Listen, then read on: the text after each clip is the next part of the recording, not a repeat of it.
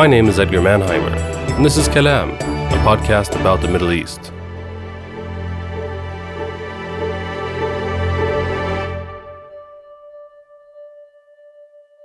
Her small body is in my hands.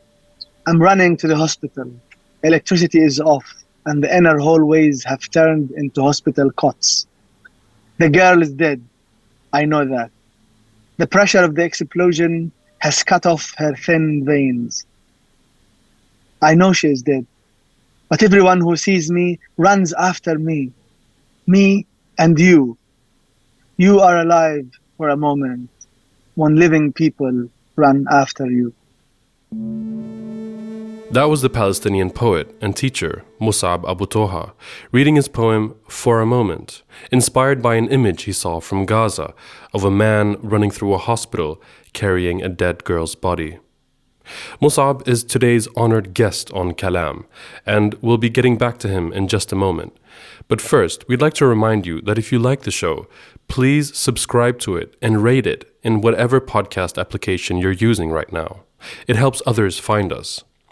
Please also tell your friends and family about the podcast. And if you want to support us, you can by joining our Patreon community. For just $3 a month, you'll gain access to full-length interviews and great bonus content. Now, on to the show. أعيذك في الفروض والاستخارة وأرقي كل مأذنة وحارة من الصاروخ لحظة كان أمرا من الجنرال حتى صار غارة أعيذك والصغار قبيلا يهوى تغير بابتسامته مسارا. I grant you refuge in invocation and prayer. I bless the neighborhood and the minaret to guard them from the rocket. From the moment it is a general's command until it becomes a raid. I grant you and the little ones refuge, the little ones who change the rocket's course before it lands with their smiles. That was an excerpt from the Gazan Hiba Abu Nada's poem I Grant You Refuge. Hiba Abu Nada was a poet, novelist, and nutritionist. Her novel, Oxygen is Not for the Dead, won the Sharjah Award for Arab Creativity in 2017. Hiba Abu Nada was killed by an Israeli airstrike while in her home in Khan Yunis on the 20th of October 2023. She was 32 years old. We'd like to dedicate this episode of Kalam to her and all of Gaza's murdered poets. If you're listening to this episode, you've undoubtedly been following the events in Gaza since October 7th, just over 6 months ago. I say events, but really what I'm talking about is a cataclysmic disaster that could set off a regional, if not a world war, and what many legal experts are calling a genocide. Of course, none of this really started on October 7th. This entire podcast is meant to show that. But the events that were set in motion after the brutal attack by Hamas that claimed over 1,000 Israeli lives will reverberate through history for generations to come. The highest number of Israeli casualties since the 1948 war. The indiscriminate murder of civilians perpetrated by Hamas and others constitute war crimes. I believe it is more consequential than the 9/11 attacks and the wave of destruction that followed. Since then, Gaza has been turned into an apocalyptic graveyard. More than 33,000 Palestinians have been killed by Israel's bombing campaign, including nearly 14,000 children and 8,000 women. Over 70,000 Gazans are injured and over 8,000 are missing. 1.7 million people have been displaced, and we have all witnessed the intentional destruction of most of Gaza's infrastructure, which has led to starvation and disease. Under the guise of defeating Hamas, an ideological movement that I personally do not believe can be defeated by force, Israel bombed and in many cases obliterated hospitals, water purification and sewage plants, electric, telephone and internet systems, schools, universities, libraries, mosques, and churches. If you've listened to the previous episodes of this podcast, you may have been surprised and at times shocked at the levels of tragedy and loss. But the death and destruction we've witnessed since October 7 far surpasses anything we've seen since 1948. Since October 7, 2023, I have personally been in a state of shock and angst, anger and depression. I'm sure many of you can relate. A cherished family friend that I never had the chance to meet because of the blockade on Gaza died as a result of Israel's bombardment and siege. I choked on my own tears when I heard the terrified fear in my dear friend Sammy's voice, a journalist in Gaza who's done invaluable reporting for Swedish radio. I've heard children tell stories of finding the severed limbs of their relatives among the rubble. I've witnessed the killing of at least 103 journalists. I have seen hospitals raided and bombed, in one instance killing hundreds of people. I have seen fathers kissing their dead infant daughters. I have seen a surgeon perform an amputation of his own niece's leg without anesthesia. I have seen mothers weeping in a way I have never before experienced. I have seen the blatant violation of international humanitarian law. I have seen war crimes. What I haven't seen, however, is the kind of outrage one would expect from so-called Western democracies. On the contrary, I've seen complicity. I've seen my own government smugly tell hundreds of its own citizens stuck in Gaza trying to escape Israeli bombs, well, you should have thought twice about traveling to Gaza. After all, we advised against it.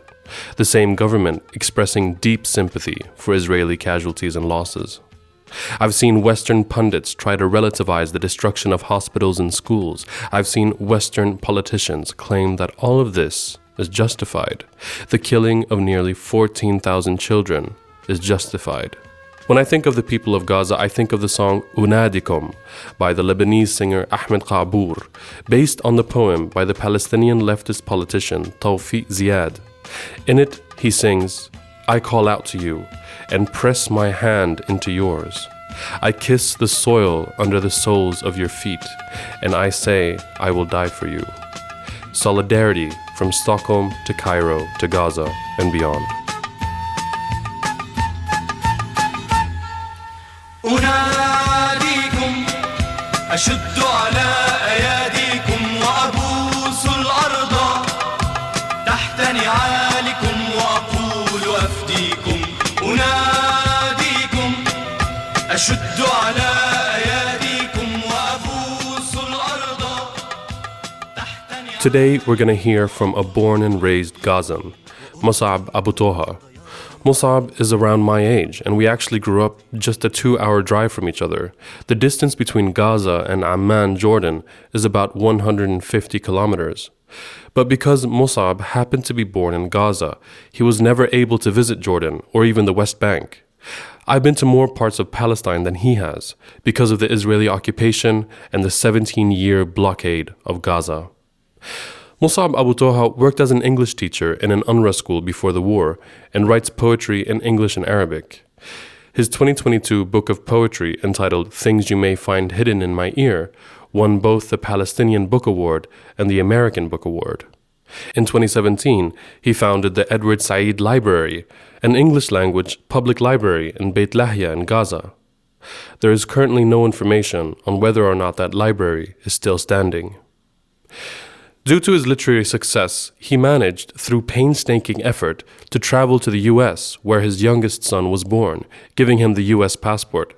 Because of this, Mosab and his family were able to escape the inferno that is Gaza, and they are all now residing in Cairo, Egypt. That is where I spoke to him, from the garden of the building he's living in the Cairo suburb of Maadi. The sound quality is not the best, but I hope the quite pleasant sound of birds chirping in the background will make up for it. Anyway, without further ado, here's Mosab Abu Toha. Mosab Abu Toha, thank you so much for your vivid poetry and storytelling, and welcome to the Kalam podcast. Thank you, Edgar, for having me. So you're in Cairo right now after having managed to escape Gaza with your wife and 3 children. So first of all, how are you coping in Cairo, and how's your family in Gaza? Well, this is not my first time being away from Gaza. Maybe this is the 3rd time I'm outside of Gaza. but this time is very different from the previous ones because we are outside of Gaza, not because we are maybe studying or because we decided to live, abroad, but because we had to leave Gaza after a lot of dangerous situations. We had to evacuate, and especially we had the chance of leaving Gaza because our youngest child is an American citizen. We are staying here, and we don't know for how long. This is one thing that we are not sure about.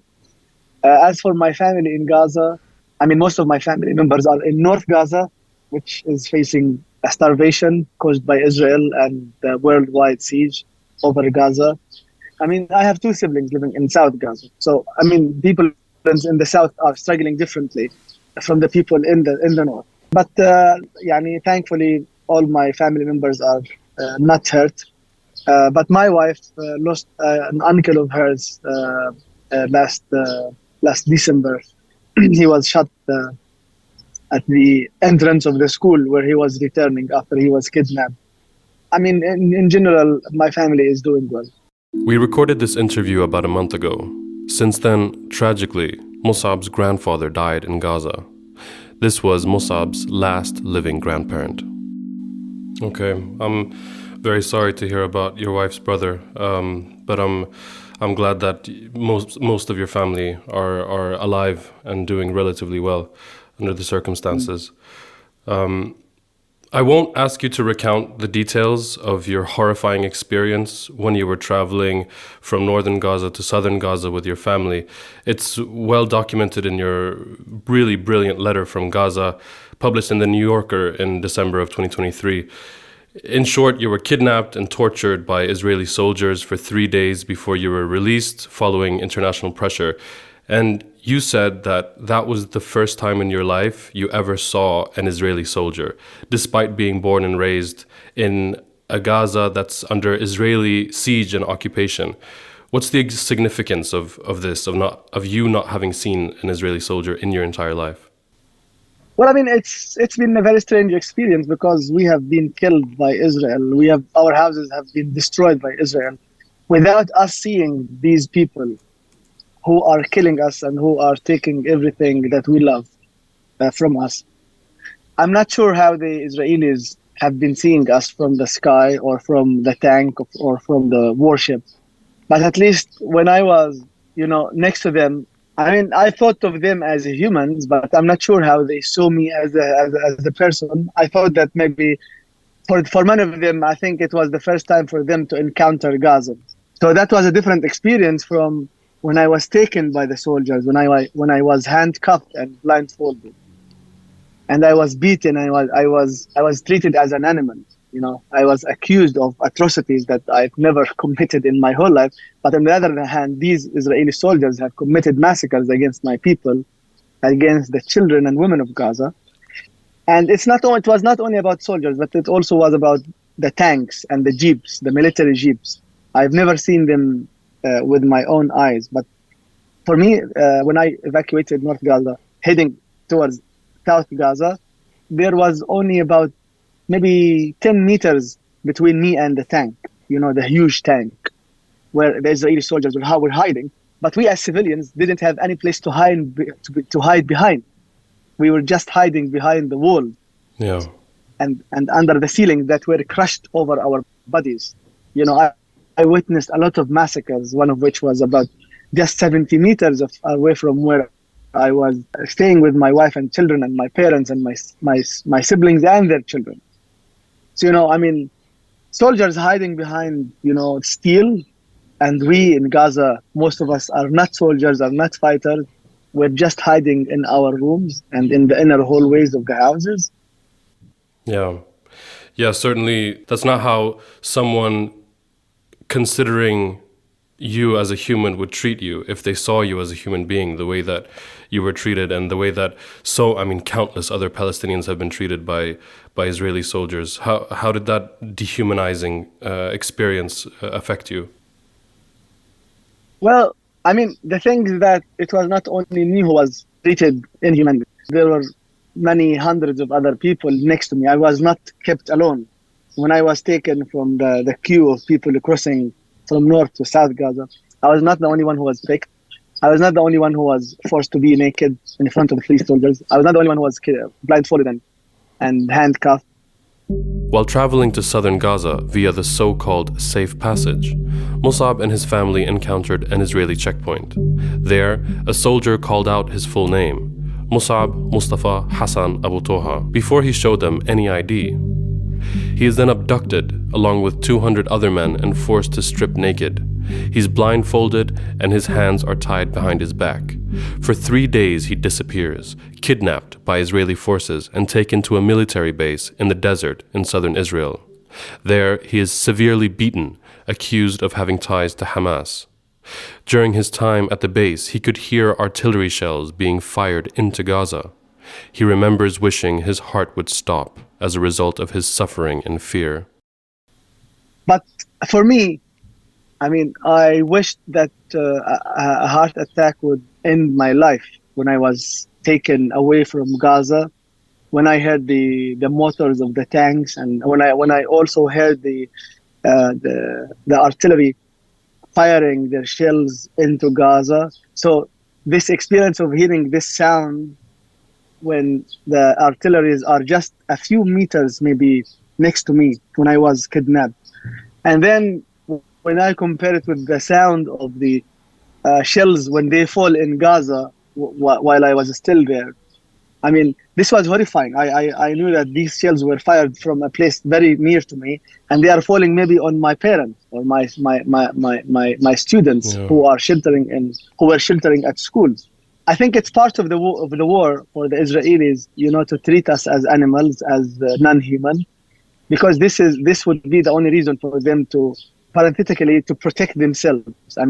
In order for them to protect themselves, it means that they should kill us. And in order for them to kill us, they need to imagine us as non-humans. Yeah. So that's how I understand it. So I think the big challenge for the Israelis and for any other person, it could be someone from Palestine, for them to see the other as a human being, to try to understand why they are acting like this, So I understand that these people are killing us and they have no emotions when they press the button of the bomb. They don't see us as a human, but this is their fault. The first step for you to be human is to see others as a human. Yeah. And this is something that the Israelis have failed to do, and their government is helping them see us as non-human because they don't show on their TVs, whatever the Israeli airstrikes are doing to Palestinians, especially children. There are now, as we are talking right now, more than 31,000 people were killed, more than half of whom were children. And the fact that most of Gaza's population are children is absent from the discourse. This is one thing. The other thing is that I read many times, I read on social media, people commenting, Zionists, commenting on my posts, and I read these comments. They say everyone in Gaza deserves what is happening to them because they chose Hamas. Come on. Now I'm 31 years old. When the latest elections took place, it was in 2006. I was 14 years old. I didn't vote for Hamas. I didn't vote for Fatah. I didn't vote for anyone. And now I'm 31 years old and I have children and I also have my wife with me. We didn't vote for anyone. And by the way, you don't tell us who to vote for because this is democracy. We vote for whomever we want. The same way that we don't ask you to not vote for Netanyahu or for Lieberman it's your country. You vote for anyone. But this doesn't mean that I approve of anything that my government does. This is something that they don't understand and they don't want to understand. Yeah. Yeah, that's certainly, this kind of hypocrisy when Western, in quotation marks, democracies talk about democracy, it seems like it's only for them. It's very selective. Certainly, it's not for Palestinians. Yeah. Also, the fact that they are asking us to eradicate Hamas. These people who are Hamas are part of the Palestinian community. Regardless of how you see them, but they are part of us. You do want to start us fighting each other? What about the occupation? Why is there anything that is called Hamas in the first place? Yeah. Hamas was founded in 1987. But what about my grandfather who was expelled from his house in Yafa in 1948? Would he think of, he's dead. He died in 1984. I mean, if you tell him, "Oh, Hassan, you should kill Hamas people," I mean, this is not his concern. He wants to return to his home in Jaffa. He's dead now. But I have the right, and my parents have the right to ask for that. They don't ask for the eradication of Hamas. They ask for the end of the occupation and for the freedom of everyone, regardless they are Jewish, they are Christian, they are Muslims, anywhere. I mean, freedom doesn't have to do with who you are. Yeah. So you mentioned your age. You were born in 1992, and I mean, you and I are roughly the same age. I was born in 1993. And I spent many years of my teenage years just 4 hours car drive from you in Amman in Jordan. And because you just happened to be born in Gaza, it's been impossible for you to make that journey to Amman by car. Even just the sort of 1 hour or even below 1 hour journey to Jerusalem. And you've described in previous interviews how even copies of your book have traveled more in the West Bank and in Jordan and in the neighboring countries more than you've done. So what does this experience of being sort of locked into Gaza, what does it do to the people of Gaza and especially the young people of Gaza? I mean, for your information, I have friends who are now maybe 35 or 40 years old who have never left Gaza before. They don't know what the outside world looks like. And not because they don't have the money or they don't like to leave Gaza, but because this is the situation. People in Gaza do not control their border crossings. I mean, if you want to leave Gaza, you need to sometimes pay money. Sometimes you have to be approved to leave. So just imagine, not only do you need a permit to enter, let's say, a country, but even to leave this country, you need a permit, because we don't have anything that allows us to control when and how we can leave our, country. I mean, Gaza is part of our country.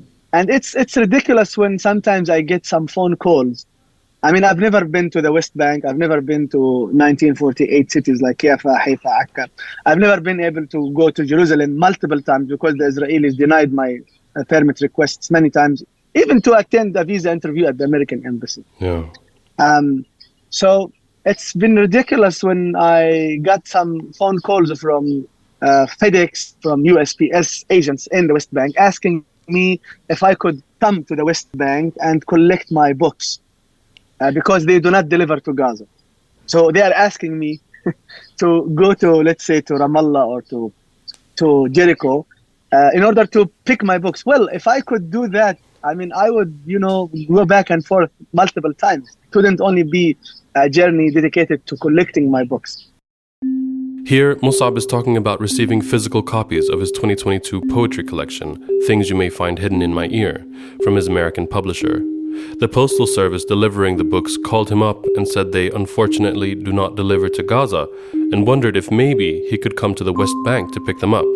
Obviously, totally impossible for any Gazan to do. But I myself haven't been able to leave Gaza except when I was 27 years old. And it was to attend my visa interview in Jordan, in Amman, where you were born.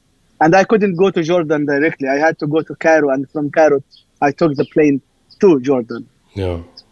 So, I mean, life in Gaza is unimaginable. People think that Gaza is just, Gazans are just a group of people who just want, some trouble. They enjoy being in trouble. No, people in Gaza have been deprived of many things, including an airport, a seaport, freedom of movement. We don't control the border crossing. Gaza, when we say Gaza is under siege, it has two dimensions. People can't leave Gaza when they want, and they even cannot return when they want. For example, in 2021, I was in the United States in February, and we decided to go back to Gaza to visit our family after spending a year and a half in the States. And because it was COVID, we couldn't know whether we are allowed to land in Egypt because the border crossing could be closed and we wouldn't be able to cross the same day. So we were not sure if we had any permit from the Egyptian authorities to land in Egypt because they could send us back to America. And even to enter Gaza, you need to have this Palestinian ID card, because if you are from the West Bank, you can't enter Gaza. So Gaza is a prison because you can't leave it just like any normal prison. And this is an additional feature. You can't enter Gaza except if you have the permit to enter this prison. So even if you want to enter this prison, you need to have a special document, which is the Palestinian ID card. Yeah. And that proves that you are a resident of Gaza. Yeah. The way you talk about Gaza is interesting, because on the one hand, just like you did now, you in your writing, you're very clear and straightforward about the oppression and the hardship that the people of Gaza face. But on the other hand, you also write about Gaza with warmth and love and really sort of sensitive affection. How do the bombs and the massacres and the siege and the political chaos live side by side with the quite beautiful way you describe your friends and your families and even like the vegetables in your parents' garden? How does this coexist in your mind? Well, I mean, they coexist because they they exist in real life together. For example, I could be drinking from my teacup, and at the same time I would see and watch an airstrike happening maybe a few hundred meters away from me. I could be picking some strawberries from Beit Lahia, where I grew up during the past 20 years, and I would see an Israeli soldier opening fire at people, at the young people sitting, just watching what used to be Palestine. I could be sitting on the balcony with my children. When one of my children confuses the clouds for bomb smoke. That happened one time when my son, and he was 5 years old. He said, "Daddy, there is a bomb there," and I looked up, and it was the cloud. He thought that the cloud was bomb smoke. So they coexist because we have been living with it for a long time. I mean, Gaza is not under war. I mean, for the past 2 or 3 or 4 years. I mean, I was born in a refugee camp, and the first time I saw an Israeli airstrike was when I was 8 years old. That was during the first few days of the second Intifada, the second uprising. And I mean, for me, I see myself as still a child, because children don't usually ask who is doing this to us, or why. But the most important thing that it is happening. I mean, they see a bomb, killing people. They see the lights of the bombs, the explosions, but they don't usually ask about the details. Why is this happening? When it's going to? They don't ask anything, but they live the moment. And for me, I live the moment when nature and violence coexist. Yeah. A lot of talk in the West in the past few years has centered around mental health and trauma. How do you relate to that term? Do you consider yourself traumatized by growing up in Gaza? Well, I think I mean I could be traumatized, of course, because I was kidnapped and I wished to die by heart attack when I was taken, and I didn't know at the moment where they were taking me. I thought they were going to execute me somewhere, in the desert. That happened. I heard that the Israeli tanks and the artillery shells fired into Gaza from a place very close to me.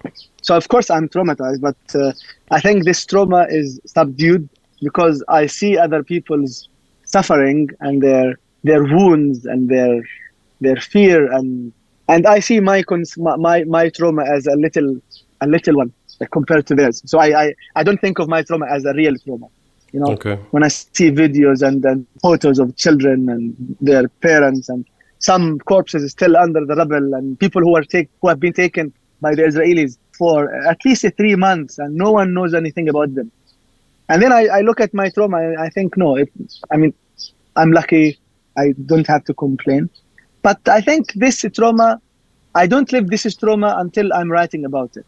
I mean, when you talk to me, you don't feel like I'm traumatized. But when it comes to writing poetry about these things, I can see a lot of the trauma on the page. Yeah. How is it? Are you still inspired to write poetry despite this? What's happening in Gaza right now? It must be one of the most difficult periods in your life. Do you still write right now? I get inspired sometimes by some stories that I hear, some videos that I see and that I don't understand. I mean, and one time I saw someone, a young man, running, carrying the body of a dead girl, running in the hospital, and I didn't understand why is this happening. I mean, if someone is killed, I mean, why would you run with his or her body? So I try to understand this in a poem. I wrote a poem for that, imagining that this young man is running while carrying your body, and other people, other living people, are running after you. So you are alive as long as these people are running after you. So you are alive for a moment. So that's the title of the poem, For a Moment. So you are alive for a moment. So I try to understand this by trying to bringing this girl to life, because these living people, including the person who is carrying the body of this dead girl, because this living person is running, so he's giving life to this girl, even though she is dead. So I'm trying to understand these things through poetry sometimes. Yeah. Would you consider reading this poem for us? So the poem is titled For a Moment. Her small body is in my hands. I'm running to the hospital. Electricity is off, and the inner hallways have turned into hospital cots. The girl is dead.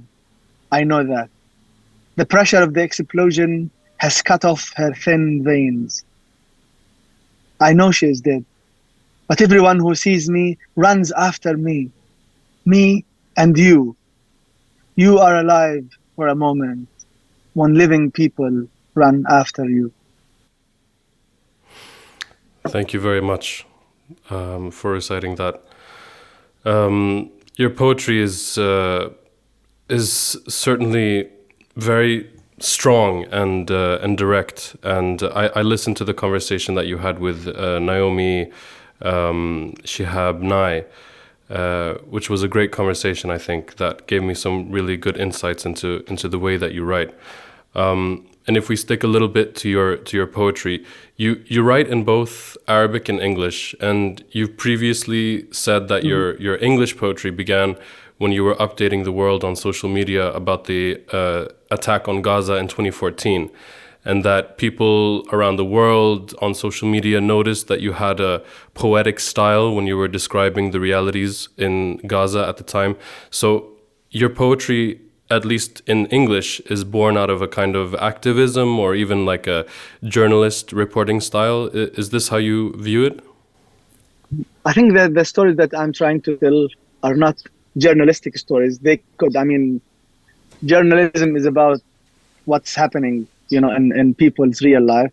And for me, poetry has this element, but at the same time, it has the emotional side. So poetry for me is about people's real life. Especially that we are living in Gaza, that I'm Palestinian.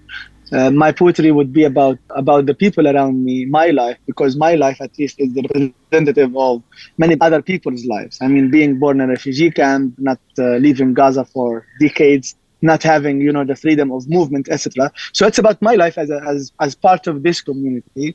But at the same time, it's not about the story itself, but it's about also the emotions and feelings that come with hearing or telling the story of me and other people.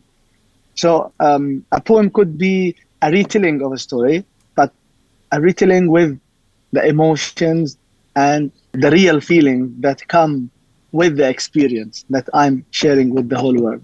Yeah. You've also compared the mass displacement of the people of Gaza that is happening right now with the 1948 Nakba. And in the first two episodes of the Kalam podcast in this series, I spoke to the Palestinian author and architect Suad Al-Amri, who her parents also fled from Jaffa or were displaced from Jaffa, just like your grandparents. And she's written an entire novel about the Nakba. And she said that what's happening in Gaza today is even worse than the Nakba. Would you agree with that? Yeah, it's worse than the 1948 Nakba, because what is happening right now is is live streamed all over the world. The whole world has taken part in this Nakba. It's not only about Britain or the Zionist movement, but everyone is involved, including the Arab countries.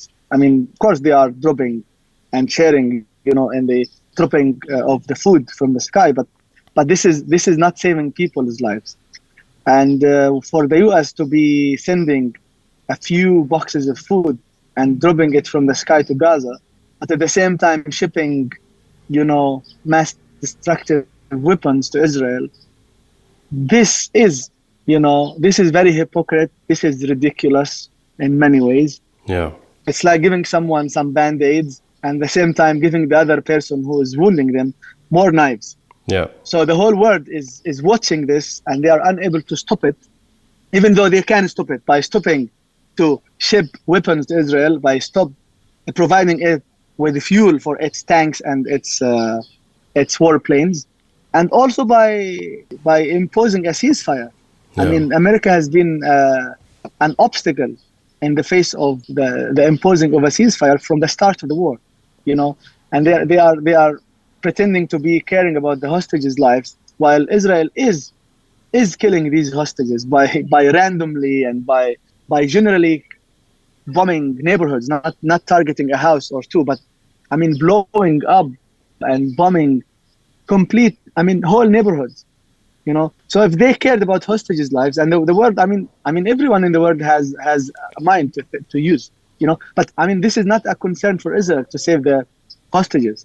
Their concern is just to kill as many Gazans as possible. And this does not have to do with Hamas. This is very clear. I mean, if you look at the numbers of the people, if you look at the video, I mean, if they don't believe the Ministry of Health in Gaza, you just look at the photos. I mean, there are many international journalists and human rights activists who came to Gaza. Very few of them, but they came to, and they saw the situation. They saw the hospitals, how people are just lying on the floor of the hospital getting treatments, and some people who had their limbs amputated without anesthesia.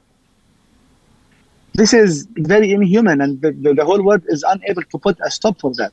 So the whole world is responsible for this current Nakba of 2023. Yeah, it's certainly, I'm sure, will be remembered as a historic shame and failure for that world leaders in 2023 and 2024 were complicit in this mass killing of Palestinians in Gaza.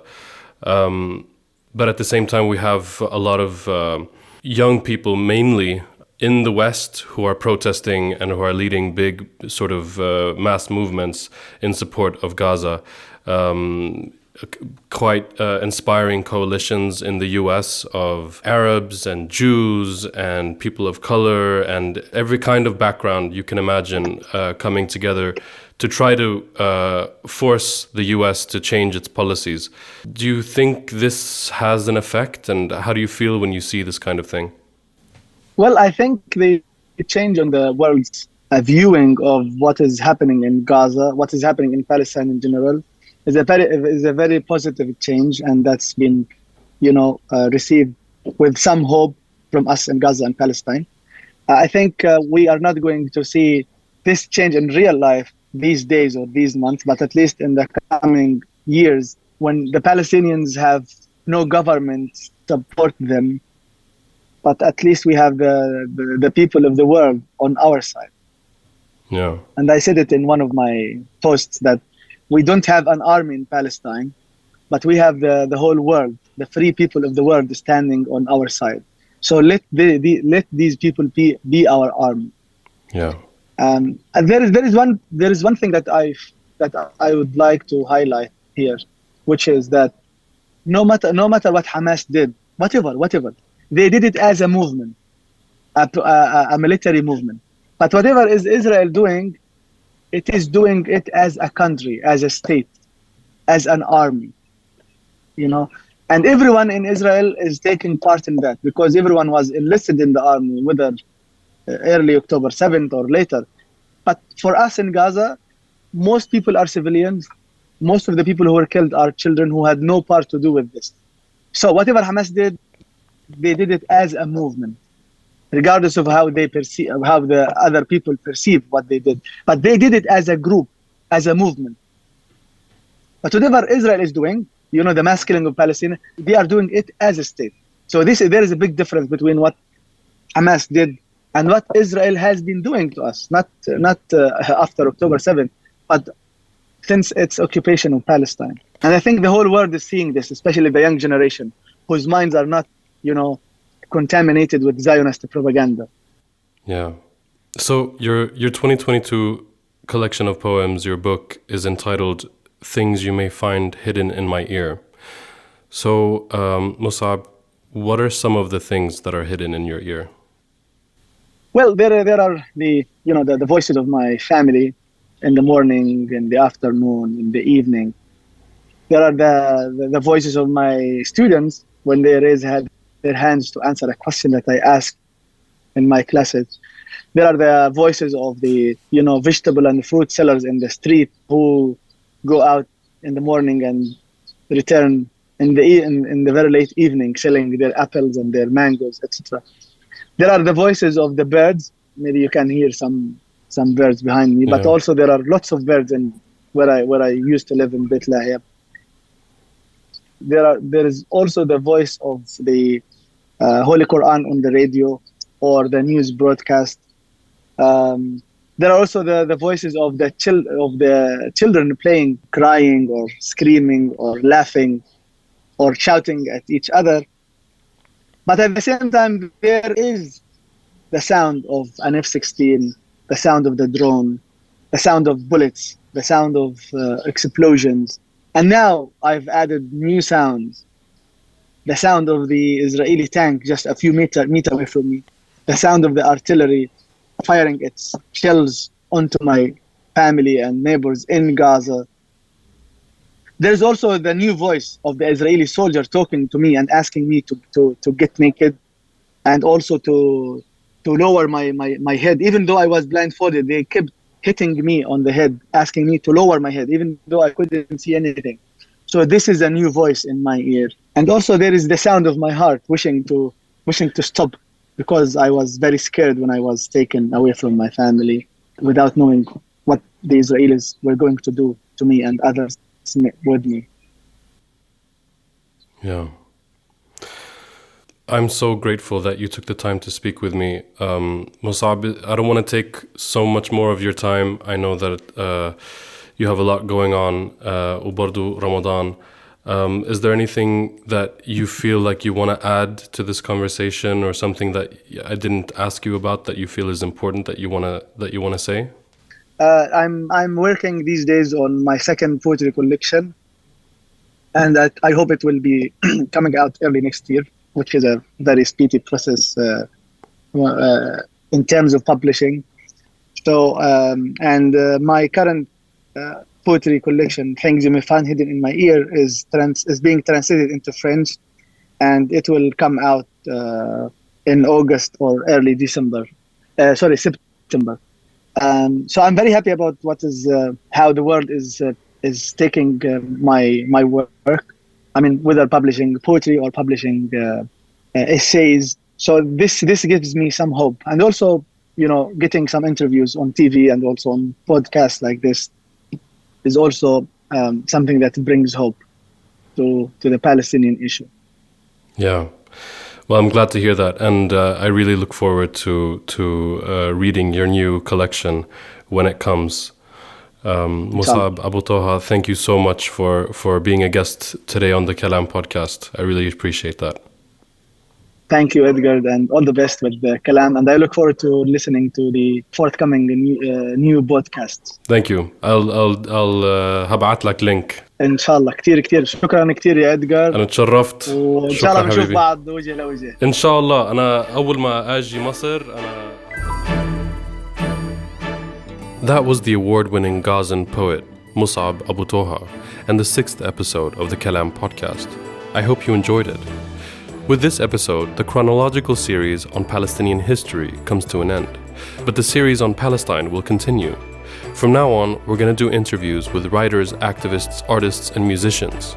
Next week, we're going to hear from the Palestinian author Ibtisam Azem Her 2014 Book of Disappearances is a fascinating and chilling surrealist novel which imagines a world in which all of a sudden, all Palestinians disappear. That's next week on the Kalam podcast. Kalam was written and hosted by me, Edgar Mannheimer. Research and production by Sam Karl Samra. Poetry reading in Arabic by Khulud Saghir. And sound design by Arthur Mannheimer.